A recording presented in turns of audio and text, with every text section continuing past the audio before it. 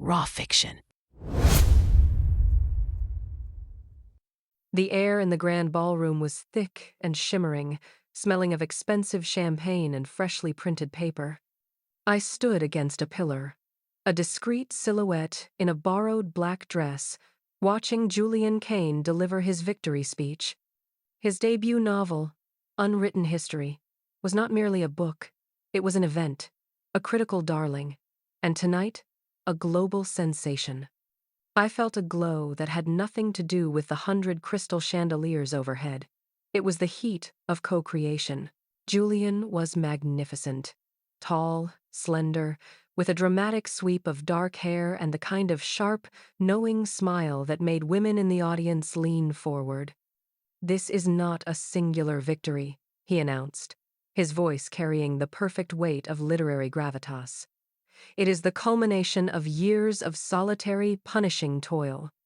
An unyielding dedication to the craft, born in a cold, lonely attic apartment." He paused, letting the silence hang, letting the toil of those years settle over the room. My heart swelled. A foolish, tender thing. Our toil, our attic. I knew every word he had written, every false start, every ego-shredding rejection. I had been the shield, the wall, the constant, invisible current that kept his ship moving. The applause was deafening. I thought, we made it. The years of eating instant noodles so he could buy better paper, the 7 years of working 2 full-time jobs so he could have the luxury of artistic misery, it was all worth it. Now comes the partnership. The victory was intoxicating, and in my euphoria, I was blind. Later, in the exclusive alcove just off the main floor, away from the flashbulbs, Julian was talking to a woman who made me feel like an extra in my own life, Serafina. She was a supermodel, all impossibly long lines and eyes the color of iced gin. She was laughing at something profound Julian had just whispered. He finally turned to me, but his gaze was still distant, fixed on a point just beyond my shoulder, as if calculating the trajectory of his next accolade. I held out his velvet-collared coat.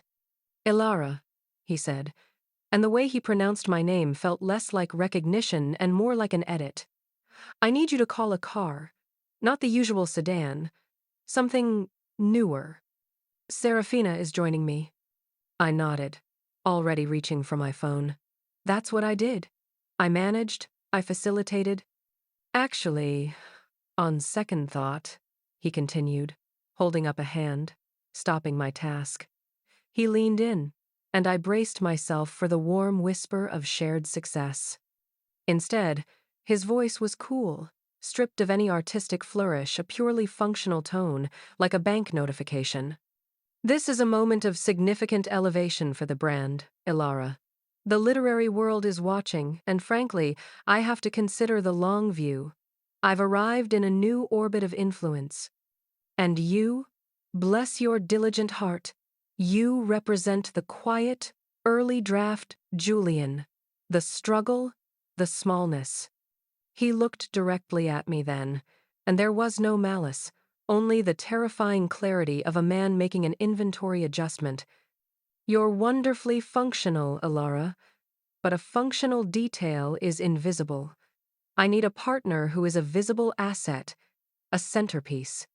Someone who projects the power and sophistication of a literary genius. You're simply too ordinary to walk this carpet with me. You don't fit the visual statement I am moving toward." It wasn't a moment of heartbreak. It was the sudden, shattering realization that the floor beneath my feet was not a foundation but an empty space. I was not being broken up with. I was being professionally discharged. The project had finished, and the main contractor was disposing of the scaffolding. "You don't fit the visual statement." My mind, always meticulous, began to file the documents of betrayal, he said, toil. I remembered the cold attic, yes, but I also remembered my hands, raw from the catering kitchen job I took on the weekends, just so the rent money never interrupted his process. He talked of dedication. I saw the red-penned pages of his original manuscript, structurally sound, but utterly lifeless, and the 2 years I spent coaching him to find the emotional core he simply lacked. He spoke of his solitary journey. I thought of the battered 2004 Honda Civic, the coffin, parked 3 blocks away because he needed the new leased Audi to look the part for his initial publisher meetings. I was the one who drove the rusting, broken-down husk with the engine light always on, taking late-night shifts and cleaning out the gutters of the attic, so his delicate artistic spirit was never burdened by the mundane.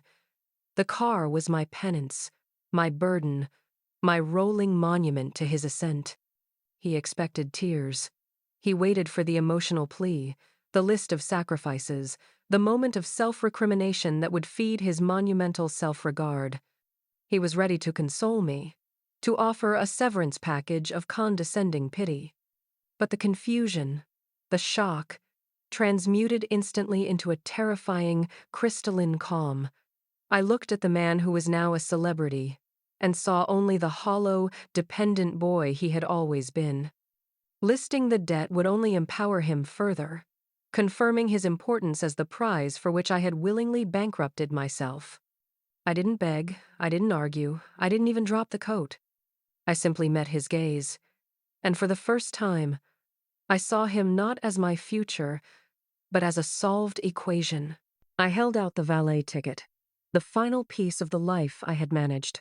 "The keys to the Audi are on the ticket," I said, my voice level, perhaps even a little bored. "Good luck with the new phase of your career, Julian. I hope the journey is less demanding." Then I walked past Serafina, who looked briefly intrigued, and into the biting November night. I did not look back. I had given him the ultimate insult, complete, immediate irrelevance. The first 72 hours felt like wading through freezing water.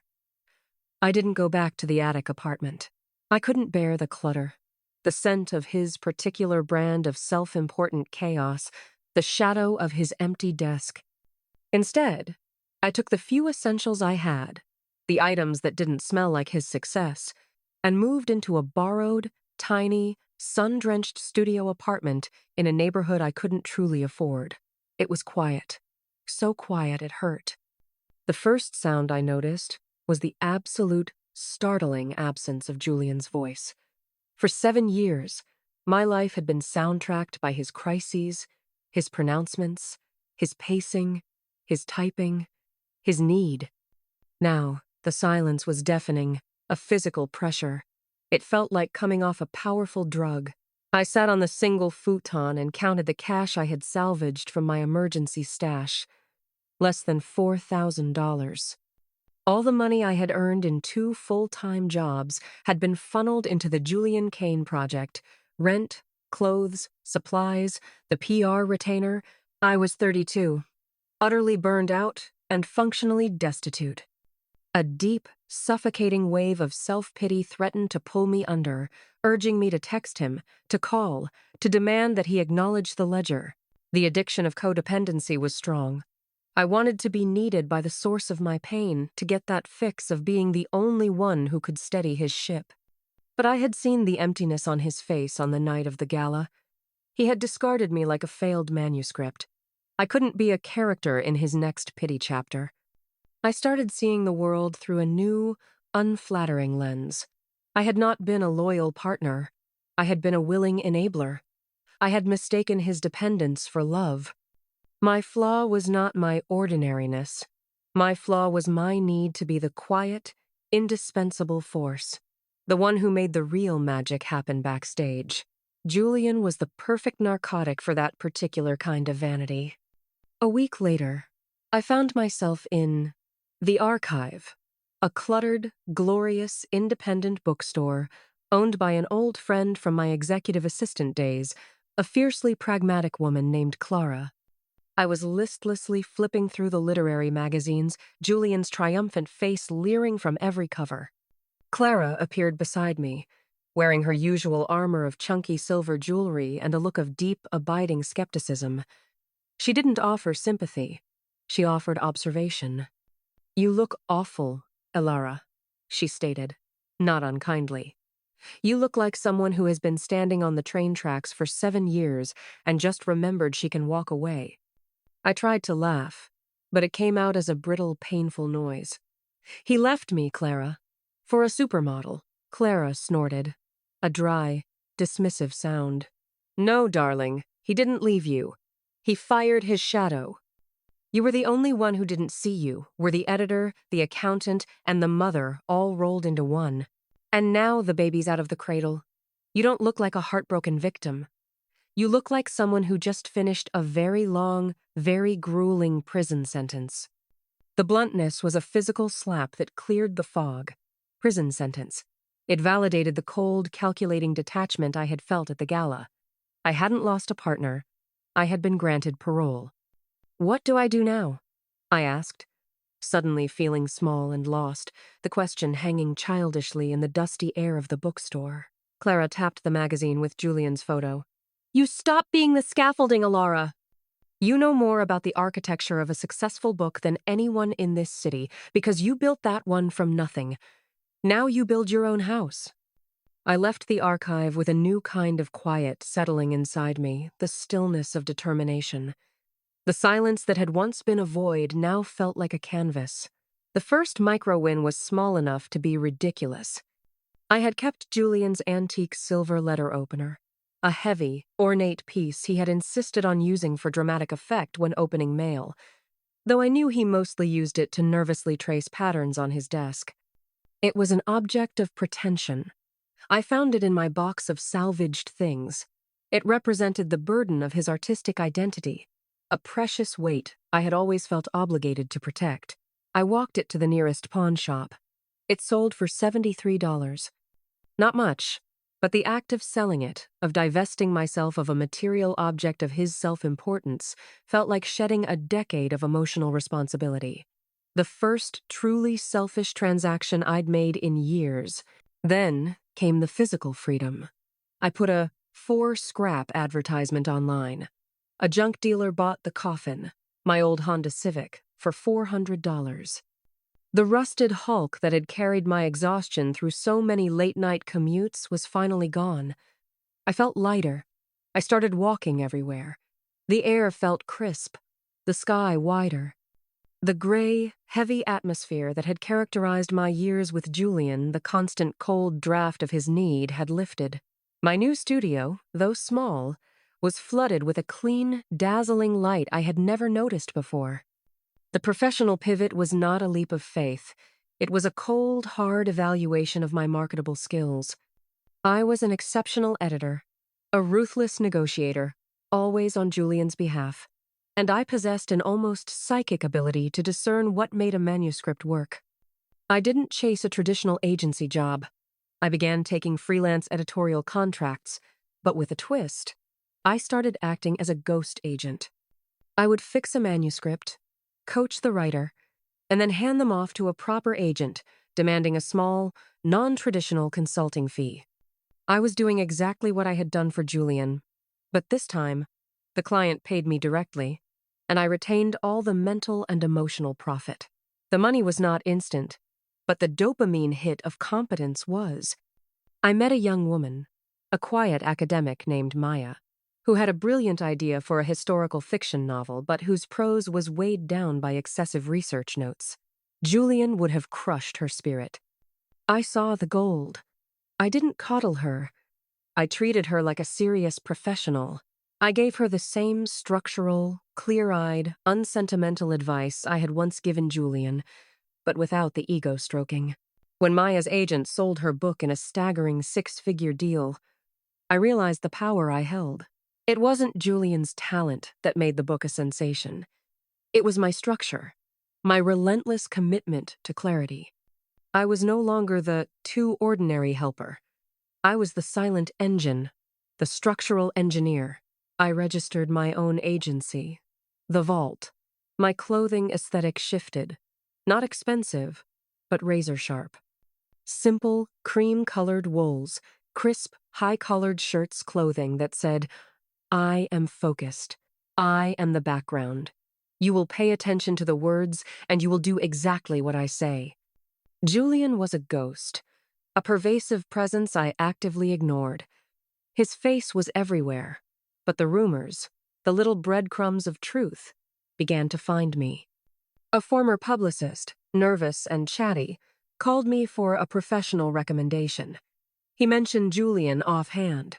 "It's not the same," he admitted, his voice a low, hurried mumble. "The pressure for book 2 is crushing him. The new partner, Serafina, she's great for the visual, but she's a distraction. He's going through assistants like tissue. The manuscript is perpetually a week away from being finished. He's calling it a masterpiece, but the deadline passed 6 months ago." I felt a faint, cold flicker of satisfaction. Julian had always needed an anchor, and Serafina was too beautiful and too busy being a centerpiece to do any anchoring.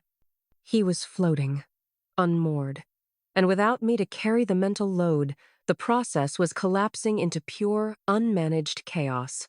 I didn't ask for details. I didn't want to hear them. I simply said, "That sounds unfortunate," and ended the call. The silence of the phone line was my victory. I no longer needed to carry his story, not even in my mind.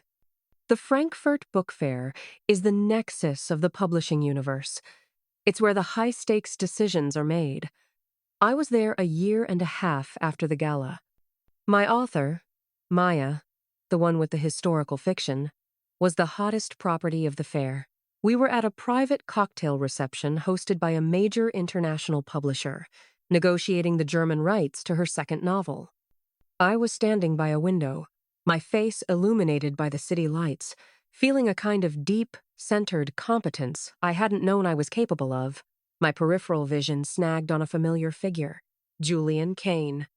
He hadn't seen me yet. He was working the room, but the energy was different. The suit was still expensive, but it seemed slightly rumpled, his hair a little less perfectly swept. He looked strained, and his smile didn't quite reach his eyes. He looked, surprisingly, like a man who was tired of trying to be his own PR campaign. He saw me then. His smile froze, morphing into a complex expression that cycled through shock, confusion, and then, inevitably, a practiced, superior warmth. He broke away from the group he was speaking to and navigated the room toward me, his arms wide, a general returning to a long-forgotten post. "Elara!" he exclaimed, the dramatic volume instantly drawing the attention of our immediate circle. He pulled me into a theatrical embrace, one I did not return. "My God, look at you. You're polished. Success agrees with you." He held me at arm's length, scanning my new, composed exterior. I knew what he was looking for. The old Elara, the timid, slightly anxious partner, the one who would melt under his attention. He found only a woman who was assessing his value. "Julian," I replied, my voice cool and professional, the tone I used for cold-calling difficult editors. "I'm glad to see you're still attending the necessary networking events." He dropped the arm hold. He sensed the boundary. He tried to pivot. "It's been an age. I've missed our conversations, our partnership." When things got heavy with the second book, I found myself thinking of you, of your singular clarity. "No one can cut through the noise like you could." He leaned closer, the old intimacy a heavy, unwanted blanket. "That's why I came over. I know I was a fool at the launch. The model thing was a distraction, a brief artistic detour. I realize now that I threw away the true, quiet engine of my success. The truth is, Elara," he lowered his voice to a conspiratorial murmur, trying to re-establish the old us-against-the-world dynamic. "I need my muse. I forgive you for disappearing. I am willing to give us another chance. I need you to come back and help me finish the Obsidian Crown." The room seemed to fall silent, but that was just Julian's old power trying to assert itself. He thought he was offering me the moon, a return to his side, an instant elevation back into the orbit of a literary god. He was offering absolution, forgiving me for the absence he had caused. I looked at him, and what I saw was not the imposing literary genius, but the small, panicked boy who had always needed me to rewrite his homework. "Julian," I said, a slow, polite smile forming on my lips. "That is extremely generous of you to offer."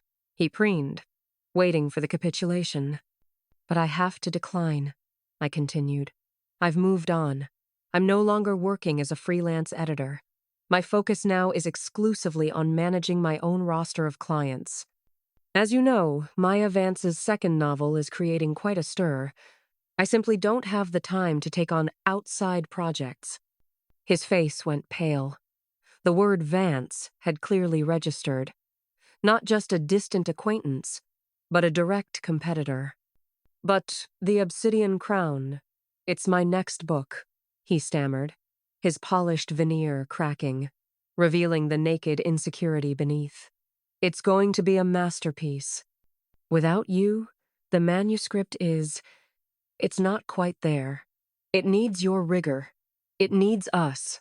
He was arguing with the scaffolding, trying to convince it to reattach itself to the house. The publisher, overhearing the escalating one-sided drama, discreetly approached. "Mr. Kane, with all respect, we have an appointment in 10 minutes. Perhaps you should clarify the status of your manuscript. Is it finished?" Julian snapped, losing control of the chaos I used to manage spilling out onto the clean marble floor of the reception. "It's nearly finished. It's art.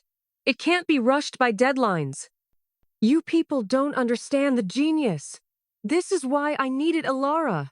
She understood the process." He turned back to me, desperation replacing his arrogance. "Ilara, tell them. Tell them how I work. Tell them you'll finish the last 50 pages. You know the ending. You helped me plot the whole thing.